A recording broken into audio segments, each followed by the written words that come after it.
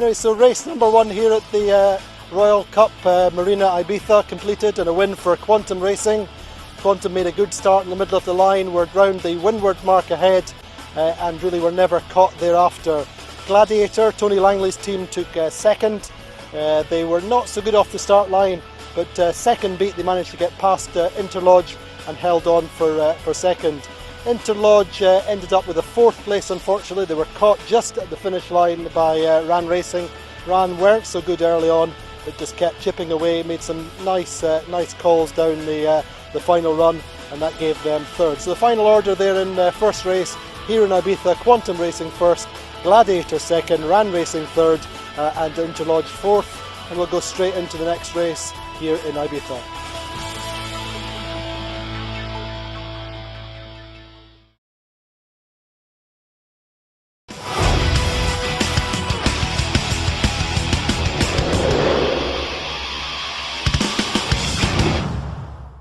So with Ed Baird then, the skipper helm on Quantum Racing. Ed, what are we expecting today to start with? Well, day 2 here, and the fleet is very close, and not a lot of wind, and it's going to be a high-risk day, people out in the corners, and somebody's going to start to sneak out in front at the end of the day here. How did you feel about your first day? Well, we were mostly happy with it. I made an error at the finish of the first race, or the second race, sorry, and gave up a point, but generally we were pretty happy with how it went. And tell me about the secret weapon we've got behind us. It seems to be a lot of work going into it for tomorrow. Yeah, well, the A3s are something that the class is using now in these longer races, and you know, everybody's got a little different idea of what is the smartest way to make one. So what's your idea? Well, I think you have to wait and see them all up, and it'll be more obvious what the difference is. But I mean, there's a restriction of how big they can be and how small, and you know, it's just everybody's idea of what's going to go fast. You seem to be putting a lot of work into it. Well, it's a new sail concept that we haven't used along the way. These boats aren't set up with you know, halyard locks and things like that you can't use furling sails. So we really haven't had this sail in the inventory for several years now, and so you know, little adjustments have to get made as you learn about it. A work in progress. Always. Anyway, 6 years ago today, I think you won the America's Cup. What do you remember about the day, and is it still fresh in your memory? No, I remember it was the time that I realized that Ernesto Bertarelli thinks much quicker than the rest of us, because when we crossed the line, there was some hesitation with the person on the finish boat of which colored flag was going up, whether it was ours or theirs, and there's a sequential photograph sequence of watching us cross the line and finish, and the flag finally going up. And Ernesto had his arms in the air about a half a second before everybody else did, because he'd figured it out. That's because he spends more money, eh? Oh, and he thinks better than we do. But it was a great day, obviously, and you know, certainly things have changed a lot with the Cup right now, and we're hoping it's going to be a good one. But that one was spectacular. What's your view then, in a very few words, about where the Cup is now and where you'd like to see it go? Well, it's totally different now. I mean, from a racing standpoint, you know, none of us are sure that it's going to be the event that it once was, and that's in terms of watching a race and competing in a race. The boats and the equipment are spectacular. They're very special, and you know, the technologies that have been developed are incredible. But is it going to be a close race? I'm not sure about that. We'll wait and see. Have a good day. Thanks, Ed. Thanks.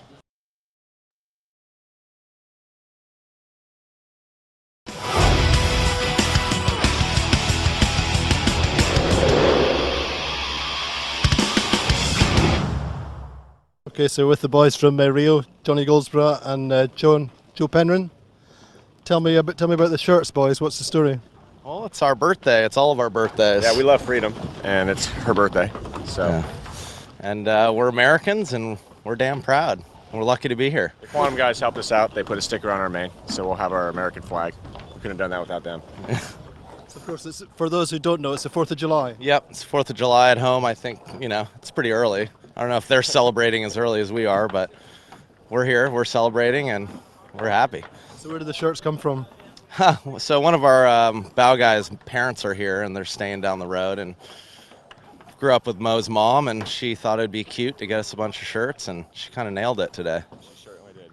Good. Okay, boys, give us a twirl. Yeah. Perfect. Have a good day. Thanks, Cheers. Guys.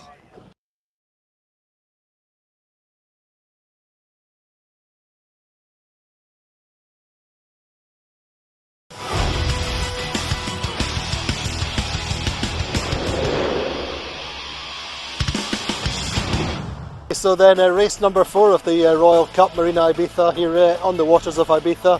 Not quite as sunny today, breeze was a fairly steady 6 knots, something like that. Quantum Racing on American Independence Day were uncatchable. They came off the start line, the left hand end of the line, went up the left side, and they got early breeze and extra pressure, little lift, and they really disappeared at the windward mark. Never troubled thereafter. So at the finish then it was Quantum Racing across the line first, second across with Azura. Azura now 3 points behind Quantum in the overalls, and Quantum move up to 1 point behind Gladiator. Gladiator, as we said, took third across the line and ran Racing just losing third on the finish. So a great finish to race number 4 in Ibiza.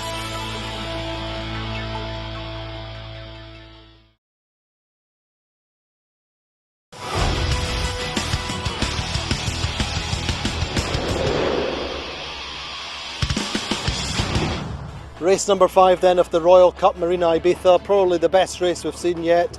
Skies cleared and we had a little bit of sunshine even, and sea breeze built probably to 8.5, maybe 9 knots at times, and it was Azura, the Italian team, which scored their first win of the regatta, came off and worked the left side of the course and really did well all the way round, not challenged in particular. Second place was Ran Racing. There was a big 20 degrees, something like that, wind shift at the top end of the second beat. Ran Racing were on the right side of that and they got up to second. Rio were third across the finish line. Then Quantum and Gladiator. Gladiator and Quantum were fighting around the course. Gladiator just got a little bit lost when that wind shift came through, but they did come through to get that 5th place, and that keeps 3 boats tied at the top of the table then. Azura, Quantum and Gladiator all tied in 15 points going into the 3rd race today here in Ibiza.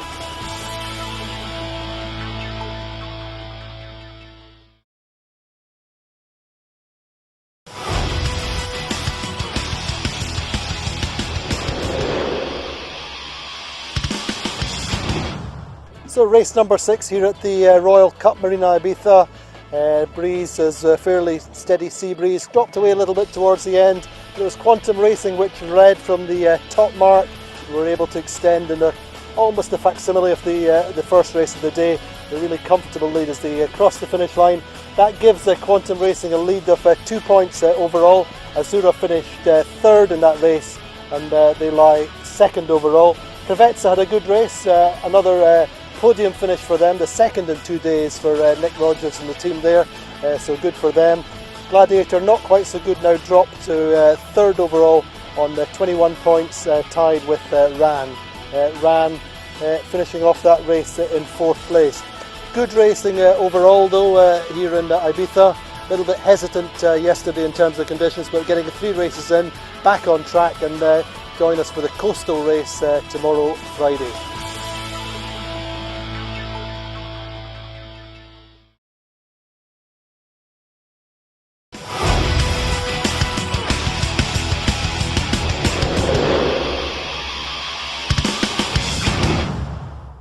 Okay, so with Rob Whelan, then the class manager for the 52 Superseries. Rob, we're back in coastal races. What's the impetus to go coastal racing? Well, we've always done coastal races. We only tend to avoid them in areas where they're not scenic enough, and you're basically doing windward, leewards, or Olympic triangles only on a bigger scale. So this potentially is a very nice area to do a coastal race. Only for every race you need a little bit of wind, and that makes our job today very difficult. So what are we looking for in terms of forecast, and what could we expect? Ideally a northeasterly 6 to 9 knots, and that would bring us all the way east along the coast, which is very scenic and difficult. A lot of tacking and a lot of jibing. That would be the ideal one. And then you have 2 legs, upwind for 40 miles and back 40 miles, and then a short reach to the finish. That would be our ideal one and would be nice to do. If that doesn't happen, so the wind veers and goes further to the east-southeast, then we have a problem. Would be 2 reaches. And then all the scenic thing doesn't help, of course. Then we will try to do a series of short legs between the little islands that we have south of Ibiza. And that would be zigzagging a bit on legs that are 2 to 4 miles long. So we've seen a lot of activity in terms of sail design development specifically just for this race. What are we expecting there? What do you think will make a difference today? Oh, well, if we have the long one along the coast, how to come out of the tacks clean and how to navigate the shore, and the wind variations along the shore will be for the tacticians will be straining. It's easy when you're in the first place, unless you dump yourself in a hole and see all the others pass. Then, but to sail in clean air and get your tacks, the choice of your tacks not dominated by other boats, that would be very helpful. In terms of the sail design that we've seen, what are we expecting? What might we see? You see that they're playing with the sail design every night. They're trying to get fuller and fuller on the jibs, to be able to accelerate a bit better. And the A3s? The A3s, we've now permitted to carry an A3 of no restriction on material anymore, and straight away they go to carbon fiber.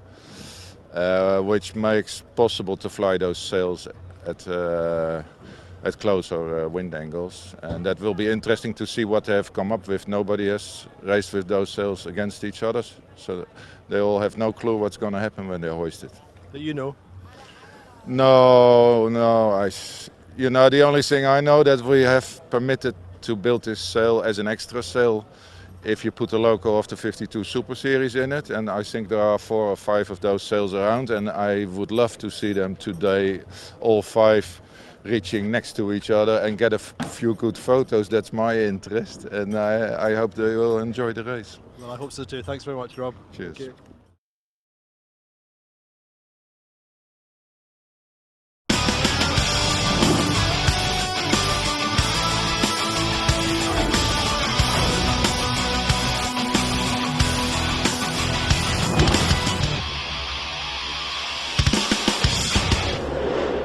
So here we are in Ibiza on the penultimate day of the Royal Cup Marina Ibiza, and it's been a long day in the water, 33 miles in total for the coastal race.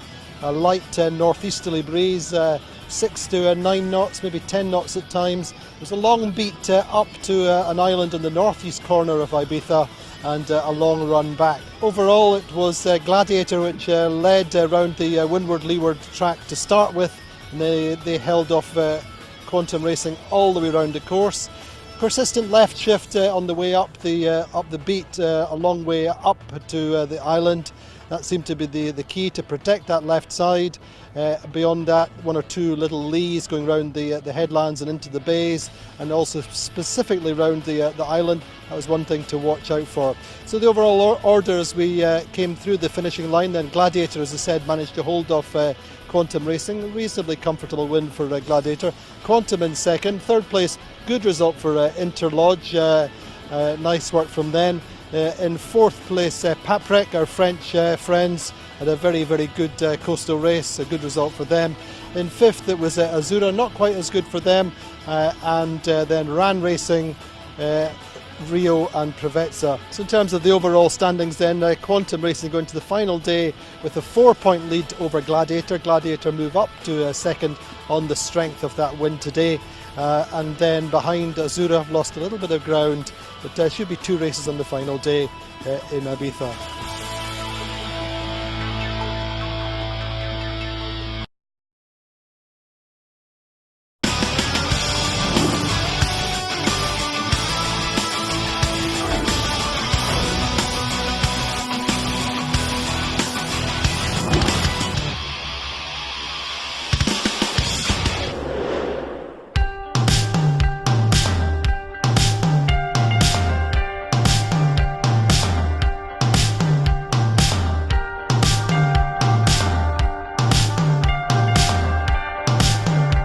Yeah, we're quite happy about today. We're obviously always like to win the race, but I think Gladiator did also a very good job on covering all the possible passing lanes that we had up the beat and on the way back.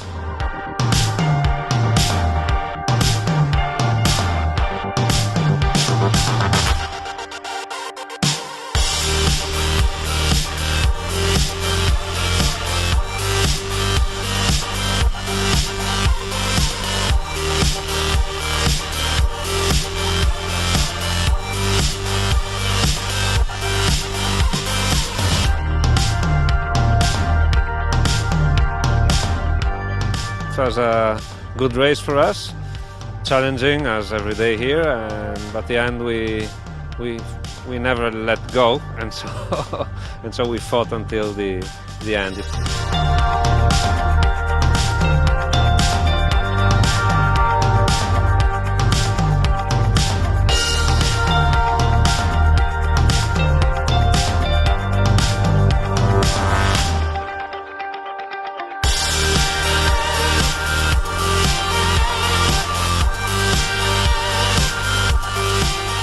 Got quantum breathing down my neck for about a couple of hours on the windward leg, and I was just thinking, you know, these guys don't make mistakes.